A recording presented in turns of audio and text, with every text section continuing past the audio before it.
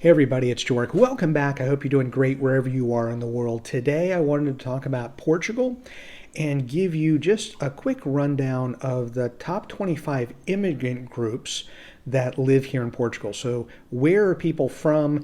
And I'm going to give you some general statistics that I received from the INE as well as AIMA, AIMA, which is the body that does border control, handles immigration and whatnot for Portugal. And I thought some of this information would be useful because as you look at videos and you read blogs, I'll stick with YouTube and videos, that sometimes you may feel that a certain group of people are all over Portugal or not. So for example, probably 90% of the content YouTube creators, we're from the United States originally and live here. So there's a lot of us talking about moving from the US and things of that nature, all things Portugal. So people may get the impression that there's tens of thousands of Americans that live in Portugal. And quite honestly, based upon the data from the INE and the AIMA, Americans don't crack the top 25. So sometimes you may think that from a tourist perspective, you might hear a lot of certain languages, but from people that are actually residing here, it's a little different than maybe what meets the eye or maybe what you read in newspapers or see on YouTube. So let's get after it. So number 25, I wanted to hit also briefly, these are rounded numbers. I tried to either round up or down to the nearest 100, depending on what information was provided by INE and AIMA. So number 25 is Colombia. Then you have Moldova, number 24.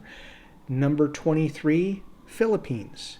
Number 22, Senegal.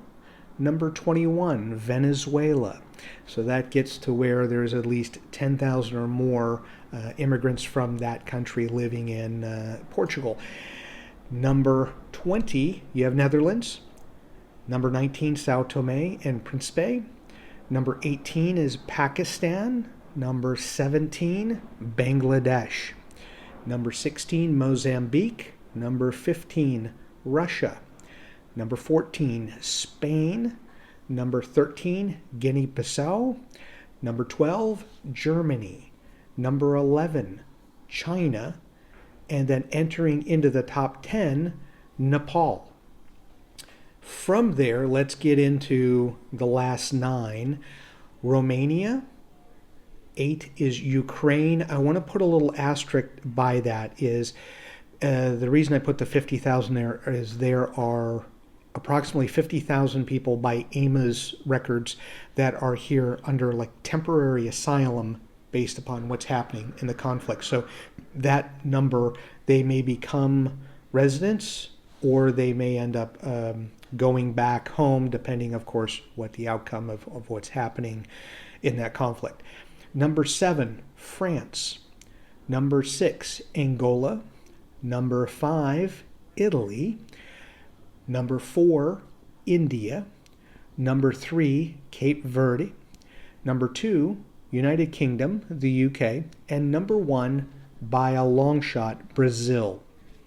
And as you're looking at these top 25, I'm naming them off, many of these countries in the top 25 make sense for immigration to Portugal because they are, in some cases, former Portuguese colonies or they're Portuguese-speaking countries. So to come here and either work, live, retire, speaking at least a common language, although there's different dialects and tones and whatnot, they're at least understanding of Portuguese is from another Portuguese language country.